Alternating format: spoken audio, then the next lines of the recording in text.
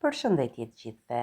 Sot do t'ju tregoj një recetë që t'ju bëj për vete që në kafshatën e parë. Është pandispanjë me arra dhe e lagur me qumësht.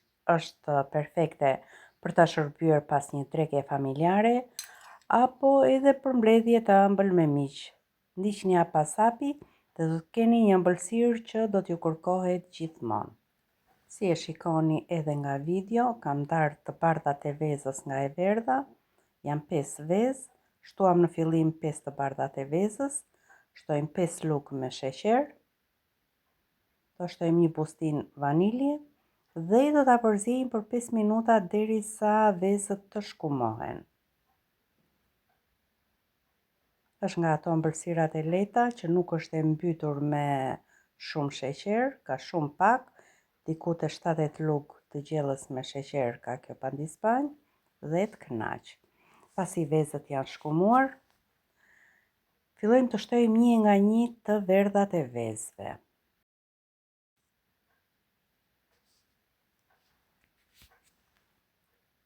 E pastrojmë mirë tasin, që mos të lëm as pak vezë në tas.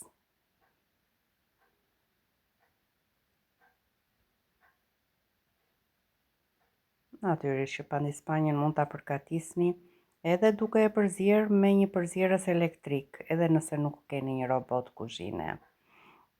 Tava është me perimetrin 26, e lyejmë pak me vaj, e hapim në të gjithë sipërfaqen dhe e kemi gati. Ndërkohë unë kam coptuar edhe arrat në pjesë të vogla. Sasinë e arrave e keni ju në dorë, mund ta shtoni sasinë ose ta paksoni. I bëjmë edhe një prerje përfundimtare.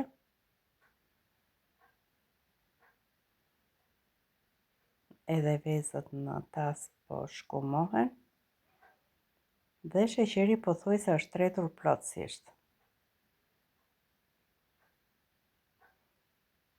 Në këtë moment largojmë robotin dhe gjithçka do ta përfundojmë me dorë.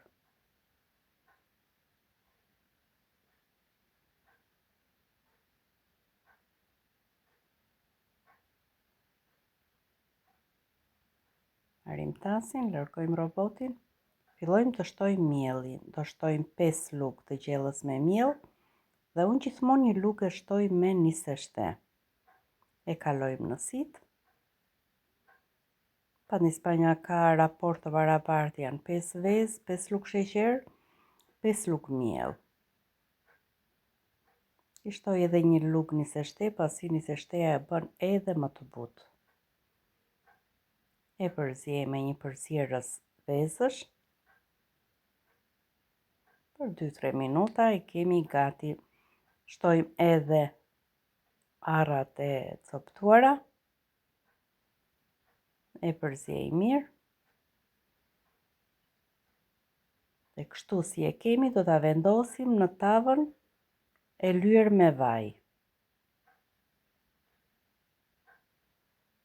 Pastrojmë vendin. Dhe përfundojmë pandispanjën. Me robot kjo ëmbëlsirë nuk të merr më shumë se 10 minuta punë. Të ndihmon roboti, pasi në kohën që roboti përzien, ti ke mundësi të merresh me punë të tjera, mund të coptosh arrat, të përgatitësh tavën. E fusim në furrë për 35-40 minuta në pjekje në 170 gradë. Këtu kam 1 litër qumësht, do t'i shtoj vetëm 3 lugë të gjellës me sheqer. Si u thash në fillim të videos, është një ëmbëlsirë e lehtë, pasi nuk është e mbytur vetëm me sheqer. Sigurisht nëse doni sasinë, mund ta shtoni, por edhe mund ta reduktoni fare, kjo shijon edhe pa i shtuar fare qumshtit sheqer. Pandispanja është ftohur plotësisht, ndërsa qumshti është pak i ngrohtë, jo i nxehtë, po pak i ngrohtë. Pandispanja e thith qumshtin si sfungjer, do ta lëm të pushoj për 15 deri në 30 minuta dhe e kemi gati. Faleminderit që qëndruat me mua deri në fund. Nëse ju pëlqeu receta, mos harroni të pëlqeni videon, të abonoheni në kanalin tim dhe të lini një koment për të më treguar se si ju doli. Deri në videon tjetër, gatuani me dashuri dhe ndajeni ëmbëlsirën me ata që doni.